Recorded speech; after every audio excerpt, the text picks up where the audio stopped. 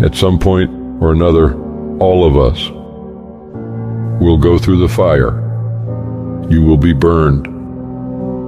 That fiery furnace life puts you through is not without reason. You are being forged.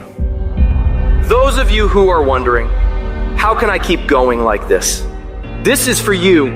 Some of you have been through so much that you should have lost your mind. Don't think it's strange when things happen to you, because every man, every woman, every boy, every girl will go through a time where your faith will be tested.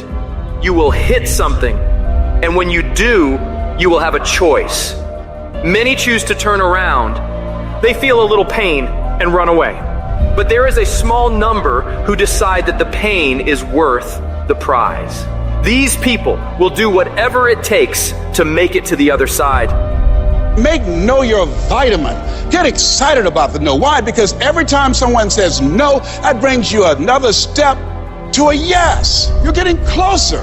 Trust me, you will win if you don't quit. Now, whatever goal you have, you're going to have some opposition. You're going to have some difficulties. You're going to have some challenges. You're going to have your inner conversation telling you can't do it, and you're going to have people picking at you. You got to talk to yourself when you begin to think negative. I don't think I can do that, Les. You can. Why don't you just test yourself? Why don't you stretch, Les?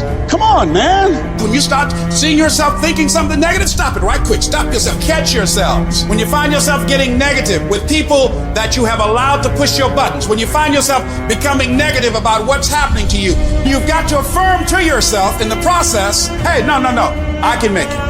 There's some way this can happen for me. As you start believing that you are worthy of good things supposed to happen to you, you develop a sense of entitlement. Good things supposed to happen to me. Working on yourself, watching that inner dialogue, it will determine the quality of your life. Life shrinks or expands in proportion to one's courage. So you've got to believe you can get through this. You've got to have faith, knowing that there is something greater for you in this world.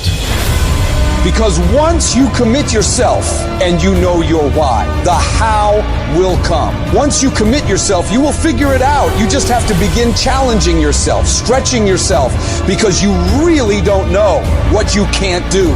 When you believe with everything in you that you are destined for greatness, you will find a way.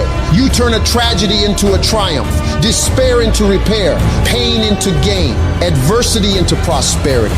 People ask me, what are your greatest moments? Every single one of them's failure. That's where I got to learn who I was. That's where I got the report card to know which part was fixed, which part was broken, so I can take my effort and reapply it. See, when you invest in something and you hustle and you work for something, you got a different type of attachment to it. You're going to have a cold day in hell for somebody to try to take this from you. We live by this, we die by this.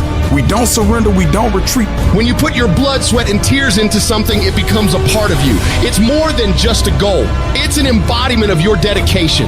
It's the obstacles you fought your way through. It's the long nights of how are we going to make this work?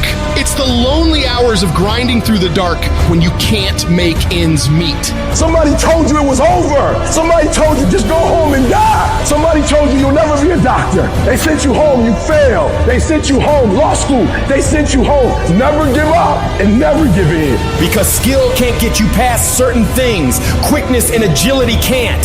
You gotta have mental toughness. You don't give up on me. You don't quit on me. You man up. You woman up.